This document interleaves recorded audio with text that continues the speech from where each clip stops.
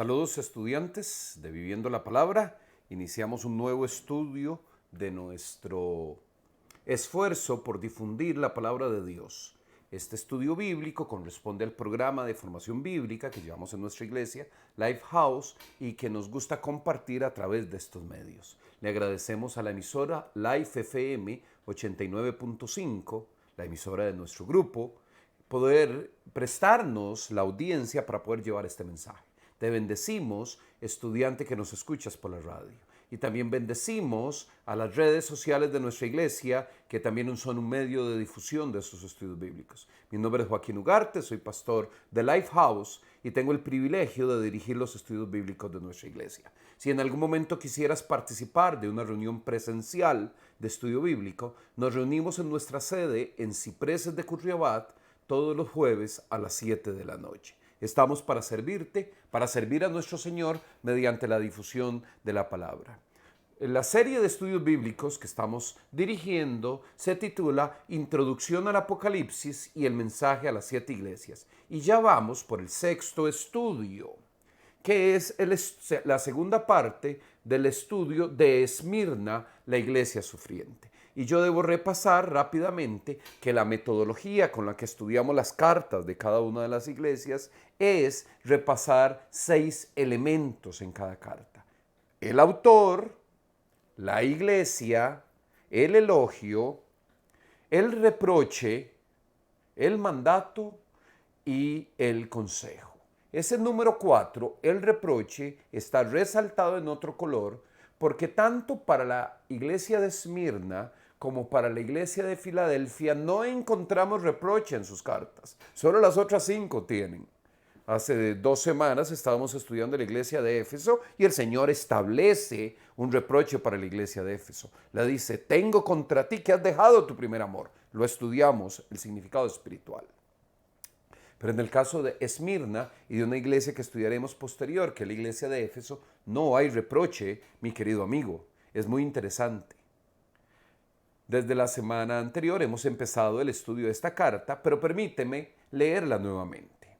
Escribe al ángel de la iglesia de Esmirna. Esto dice el primero y el último, el que murió y volvió a vivir. Conozco tus sufrimientos y tu pobreza, sin embargo eres rico. Sé cómo te calumnian los que dicen ser judíos, pero que en realidad no son más que una sinagoga de Satanás. No tengas miedo de lo que estás por sufrir.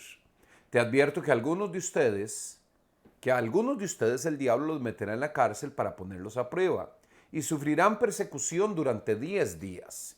Sé fiel hasta la muerte y yo te daré la corona de la vida. El que tenga oídos, que oiga lo que el Espíritu dice a las iglesias. El que salga vencedor no sufrirá daño alguno de la segunda muerte. La semana anterior habíamos estudiado el autor y la iglesia. Del autor, el primero y el último, el que murió y vivió nuevamente, hablando del autor, que es el Señor Jesús, en sus características, en sus atributos de ser vencedor de la muerte y vencedor de la tribulación. Y de la iglesia habíamos dicho que la iglesia Esmirna le hace honor a su nombre, que se deriva de la palabra mirra, del hebreo mirra, que es la especie aromática, que despide un olor muy agradable, pero cuando es machacada y destruida. Y eso era un poco lo que vivía la iglesia de Esmirna. La semana anterior estudiamos el autor y estudiamos también características de la iglesia e iniciamos con el estudio del elogio que hoy vamos a continuar. Acerca del elogio, lo que establece la carta es lo siguiente: conozco tus sufrimientos y tu pobreza, sin embargo eres rico. Sé cómo te calumnian los que dicen ser judíos, pero que en realidad no son más que una sinagoga de Satanás. Habíamos dicho que esa palabra tribulación, del griego thlipsis, literalmente significa presión, y es la palabra que por lo regular se emplea en el Nuevo Testamento para persecución o tribulación. Y había 3 contextos en el que se desarrollaba la iglesia de Esmirna, que eran contextos terribles, muy apropiados para una iglesia que es la iglesia sufriente. Este elogio se desarrolla en el contexto, primero, de que Esmirna, la ciudad, había sido devota de Roma durante varios siglos. y por lo tanto era uno de los principales centros de adoración al emperador, que era una de las principales causas de persecución para los cristianos, porque el imperio no quería que reconocieran el señorío absoluto y divino de Jesucristo. Querían que fuera el emperador. Entonces la iglesia estaba en contra del imperio desde esta perspectiva, en una ciudad devota al emperador. Lo segundo, los cristianos rechazaban participar de las religiones paganas comunes en la ciudad de Esmirna. No solo tenían la presión del imperio, el peso del imperio, sino también tenían el peso de las muchas religiones paganas que eran su entorno. Y los cristianos tenían que rechazarla. La verdad es una sola, mi querido amigo. No podemos conciliar con la mentira, el engaño, la falsedad, con todo aquello que vaya en contra de la palabra de Dios y lo que ella enseña. Por lo tanto, la iglesia de Esmirna tenía ese segundo contexto, las muchas religiones paganas en las que se encontraba. Y lo tercero, y que también es uno de los contextos de este elogio, donde el Señor reconoce su fidelidad, eran las falsas acusaciones de canibalismo, inmoralidad, de destrucción de hogares y de muchas otras cosas que los falsos judíos hacían acerca de esto. Hay un elemento histórico más, y eso no lo repasamos la semana anterior, a partir de aquí vamos con nuevo material. Hay un elemento histórico más que refleja muy bien el carácter de esta iglesia de Esmirna. Fiel en medio de la tribulación, fiel en medio del sufrimiento, fiel en medio de la persecución. Y es la hermosa historia de Policarpo.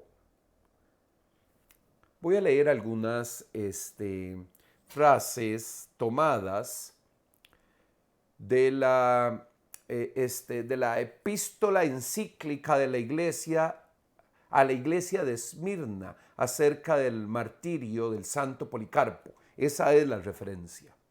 Voy a leer unas frases que permiten identificar algún contexto histórico que vivió este santo. Policarpo declaró: 86 años le he servido y él nunca me ha hecho mal alguno. ¿Cómo entonces puedo blasfemar a mi rey y mi salvador?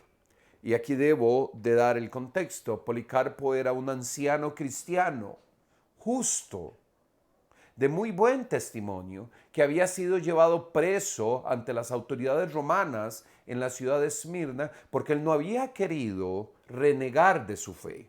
Era un anciano. Tuvo la oportunidad de escapar y no lo hizo. Y se enfrentó a las autoridades. Él era un buen representante de la iglesia de Esmirna. Pero lo que más llama la atención acerca de Policarpo es las frases cuando él enfrenta a la autoridad de su verdugo. Lo dijo de la siguiente manera. Y oigan qué impresionante. Usted me amenaza con fuego que arde durante 1 hora y después de un poco se extingue, pero ignora del fuego del juicio venidero y del castigo eterno reservado para los impíos. Pero, ¿por qué se tarda usted? Lleve a cabo lo que desea. Es decir, mis queridos hermanos, en la historia de Policarpo encontramos el carácter de la iglesia de Esmirna.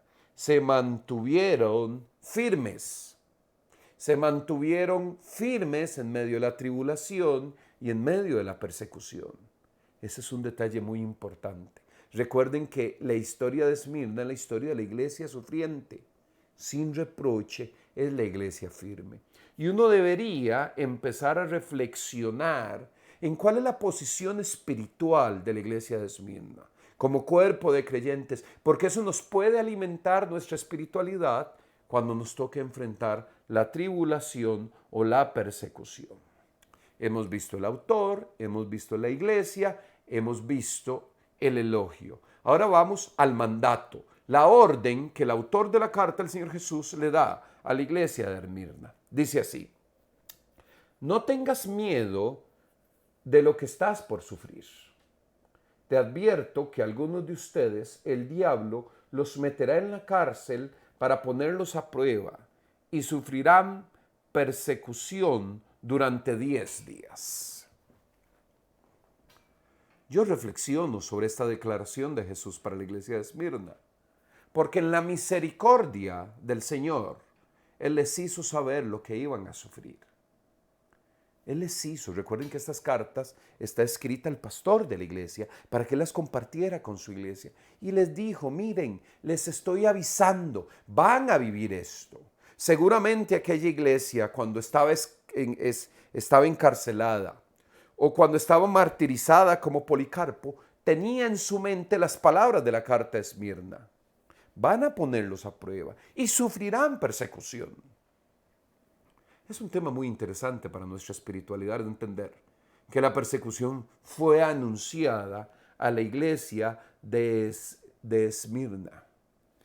¿De qué me sirve que la persecución me sea anunciada? Pregunto, ¿será que la Biblia me enseña cosas acerca de mi posición espiritual o los fundamentos de mi fe en medio de la persecución, en medio de la gran tribulación? Saben, mi querido estudiante de la palabra, sí lo enseña. Y permíteme repasar algunos versículos para fundamentar nuestra posición espiritual ante la persecución, para entender cómo aquellos creyentes de Esmirna se mantuvieron fieles. Hay bases en la fe que nos pueden sostener en medio de ese sufrimiento. Yo debo ser pastoralmente franco al decirles que seguramente como iglesia no nos ha tocado padecer persecución. Comparadas con la iglesia de Esmirna, son pequeñas cosas las que hemos tenido que enfrentar. Pero también debo ser pastoralmente franco en decir que la Biblia nos enseña principios espirituales para fundamentar nuestra fe ante eso. Y que si llegara la tribulación, si llegara la persecución para su iglesia, la Biblia nos ha dicho por qué y cuál es el fundamento doctrinal y espiritual de nuestra espiritualidad para ese tema. Repasemos algunos de estos versículos. No pretendo hacer un estudio exhaustivo, pero sí hay cosas ricas que pueden fundamentar nuestra fe en momentos de tribulación. La primera joya la encontramos en Juan 16:33.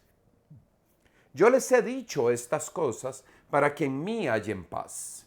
En este mundo afrontarán aflicciones, pero anímense. Yo he vencido al mundo. Repito, anímense, yo he vencido al mundo. Y aquí hay un primer concepto espiritual que debemos tener. Jesús tuvo victoria también sobre el mundo. Cuando estudiamos en el estudio anterior acerca del autor, decíamos que Jesús había vencido la muerte, que tenía una vida indestructible y que por lo tanto nosotros teníamos una vida indestructible aquí. Y en este versículo de Juan 16, cuando la carta a Esmirna nos dice, en este versículo, en este capítulo 16 de Juan, cuando el Señor Jesús le dice a sus discípulos, les he dicho estas cosas para que en mí hallen paz. Primero, recuerda que la paz es Jesús, la paz no son las circunstancias. Pero además de eso te digo, recuerden que yo, Jesús, he tenido victoria sobre todas esas circunstancias. Y el versículo declara una dualidad. En el mundo hay aflicción, pero Jesús venció al mundo. Eso quiere decir que Jesús venció a las aflicciones. Puede haber problemas, puede haber temas, puede haber tribulación y angustia en tu vida y en la mía, pero Jesús ya venció eso. Y un primer principio de la espiritualidad ante la tribulación es la victoria de Jesús sobre la tribulación.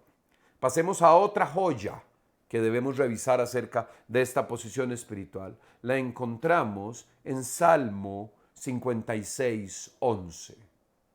Confío en Dios y no siento miedo. ¿Qué puede hacerme un simple mortal? Recuerda esa pregunta siempre, guárdala en tu corazón. ¿Qué puede hacerme un simple mortal? Porque aquí hay un principio de la imposibilidad de afectar eternamente al creyente. Podrían hacernos daño, pero son daños que siempre serán pasajeros, cortos, de muy corta duración. Todo es de muy corta duración, mis hermanos, cuando lo comparamos con la eternidad. todo es de corta duración. Hay una imposibilidad. La aflicción no puede afectar eternamente al creyente, nos puede afectar temporalmente. Aquí me recuerda esto, que uno de los anhelos del creyente, del cristiano, debe ser que Jesús venga pronto por nosotros. Ahí sí se van a terminar las aflicciones. Y la tribulación, la persecución, la aflicción que nos llena, que nos rodea, es algo que es completamente temporal. ¿Qué puede hacerme un simple mortal? Nada. El creyente no puede ser afectado eternamente, porque en la eternidad lo que tenemos es en buen resguardo nuestra salvación en Jesús. Todo lo demás, mi querido amigo, es pasajero. Te paso a otra de las joyas bíblicas para fundamentar nuestra espiritualidad ante la persecución. Esta la encontramos en 2 Corintios capítulo 12, versículos 9 al 10. Pero él me dijo, cuando el apóstol Pablo le pedía al Señor cosas, él me dijo, te basta con mi gracia, pues mi poder se perfecciona en la debilidad. Entre más débil, más grande es Jesús en mí. Mi poder, está hablando el Señor Jesús, se perfecciona en tu debilidad. Por tanto, dice el apóstol, después de entender que entre más débil y más afectado esté él como creyente, más grande va a ser el Señor, dice, por lo tanto, gustosamente haré más bien alarde de mis debilidades, para que permanezca sobre mí el poder de Cristo. Por eso me regocijo en debilidades, en insultos, en privaciones, en persecuciones y dificultades que sufro por Cristo. Porque cuando soy débil, entonces soy fuerte. Saben, mis hermanos, la tribulación, la persecución es un beneficio para el creyente. Nos hace fuertes. Yo me acuerdo cuando mis hijos estaban chiquitillos, en pastoral infantil en la que él asistían, les cantaban una canción y hacían una mímica y ellos decían, fuerte soy, yo soy fuerte en Cristo, ahí soy fuerte. Y cuando vienen las persecuciones y las debilidades, soy fuerte en Cristo. Eso es una paradoja, yo lo entiendo.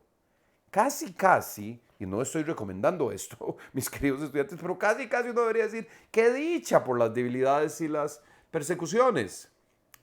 Tampoco estoy recomendando eso, pero casi uno debería buscar la persecución, porque eso me hace más fuerte en Cristo. Pero sí lo debo tener claro, soy fuerte en Él. Entre más débil y maltratado soy más fuerte en Él. Una más de las joyas que encontramos para fundamentar nuestra espiritualidad. Job, capítulo 13, verso 15. Que me mate, ya no tengo esperanza, pero en su propia cara defenderé mi conducta. Y aquí hay un tema fundamental de la tribulación, porque la tribulación es un tiempo para la fe salvadora y también para la derrota de Satanás. La tribulación en Cristo siempre produce la derrota de Satanás. Una más, mis queridos hermanos. Esta la encontramos en Lucas 22, 31 al 32. Esta es acerca del apóstol Pedro. Simón, Simón, le dijo Jesús, mira que Satanás ha pedido zarandearlos a ustedes como si fueran trigo. Pero yo he orado por ti para que no falle tu fe. Y tú, cuando hayas vuelto a mí, fortalece a tus hermanos. Esta es otra bendición, otra joya que nos permite gozarnos de la tribulación porque tiene un sentido especial. Déjame repasar un poquito lo que hemos estudiado como fundamentos doctrinales y espirituales de nuestra posición ante la debilidad. Primero recuerda que encontramos la victoria de Jesús. Jesús en Juan declara, yo he vencido al mundo. Luego en el Salmo dice, ¿qué puede hacerme un simple mortal? La imposibilidad de afectar eternamente al creyente. Luego en 2 Corintios vemos el beneficio para el creyente. Te basta con mi gracia, pues mi poder se perfecciona en la debilidad. Luego en Job vemos que la tribulación es un tiempo de fe salvadora y derrota de Satanás. En su propia cara defenderé mi conducta y mi fe. Y por supuesto que del testimonio de Jesús, cuando tú hayas vuelto después de la tribulación, consolarás a tus hermanos. Hay un don para consolar a otros creyentes. Muy bien, hermanos, con esto hemos estudiado a profundidad lo que era el mandato. ¿Sí? Sé fiel hasta la muerte. Sé fiel hasta la muerte. Aguanta por todos y hemos estudiado fundamentos para poder alcanzar esa posición. Y ahora vamos a la última, de las partes de nuestro método de estudio de las cartas. El consejo.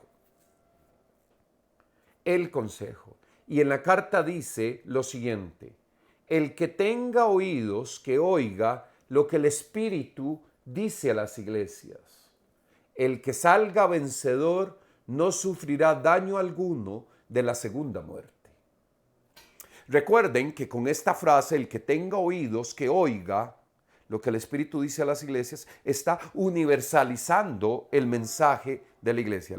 Permíteme leerte de nuevo este consejo. El que salga vencedor no sufrirá daño alguno de la segunda muerte. Ese es un consejo universal, es para todas las iglesias, es para ti y para mí. El que salga vencedor no sufrirá daño alguno de la segunda muerte.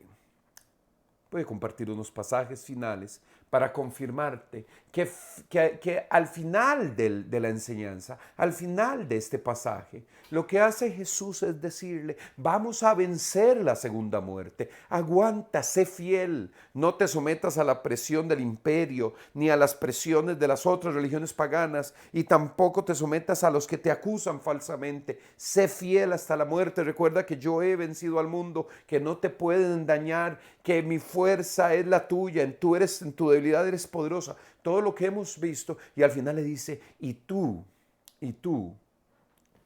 vas a vencer y no sufrirás daño alguno de la muerte segunda. Trabajemos un poquito este consejo. Santiago capítulo 1 y verso 12.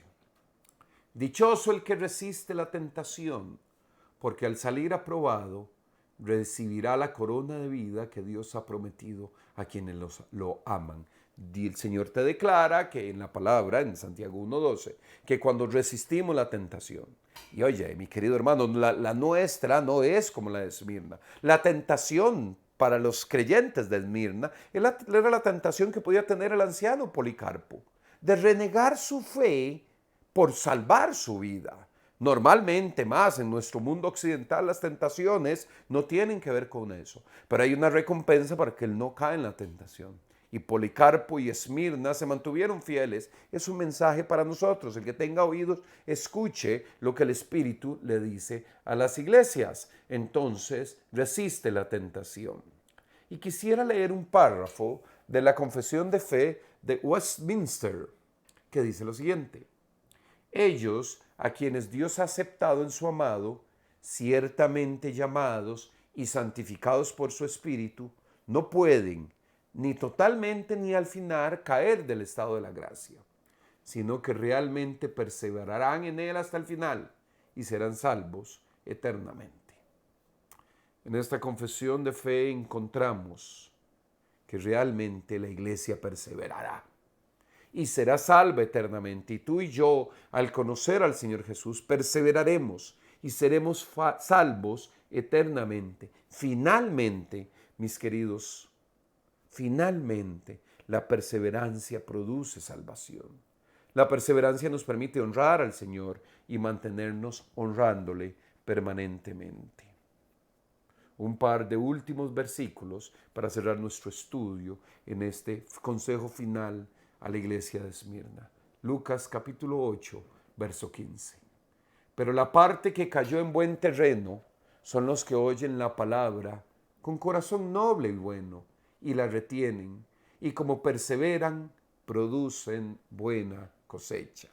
Me encanta esta construcción de ideas porque establece que la fidelidad y la perseverancia a la semilla que cayó en nosotros, la fidelidad y la perseverancia a la semilla que cayó en nosotros produce una buena cosecha para nuestra vida. El último pasaje, mis queridos estudiantes de la palabra. A cualquiera que me reconozca delante de los demás, yo le reconoceré delante de mi Padre que está en el cielo. Cuando lleguemos a la presencia del Señor, mi querido estudiante, todos aquellos creyentes fieles de la iglesia de Esmirna, que perseveraron hasta la muerte, que soportaron hasta la muerte. Ahí va a estar Policarpo y todos aquellos creyentes de esa iglesia perseguida y sufriente, pero como fueron perseverantes, el Señor Jesús les reconocerá de una manera especial allá en su presencia. Qué hermoso pensar, mi querido hermano, que esta tribulación es pasajera, que nos espera la corona, que no seremos vencidos por la muerte segunda. Aunque el mal y el mundo llevaran a la muerte a un creyente, no lo llevan a la muerte segunda. Lo llevarían como Jesús, pero Jesús venció la muerte y tuvo una vida indestructible que es tuya y mía cuando creemos en Él. Qué hermoso el mensaje de la iglesia de Esmirna. Te bendigo, querido estudiante. Sigue acompañándonos en nuestros estudios de Viviendo la Palabra. Si quieres tener contacto con nosotros, recuerda que nuestro correo electrónico es viviendolapalabra@life.cr. Por favor, comunícate, haznos llegar tus inquietudes. Con mucho gusto te contestamos por correo. Y también agradecemos que reportes que nos acompañan en esos estudios. Yo te bendigo, mi querido amigo. Sigue adelante con el estudio de la palabra.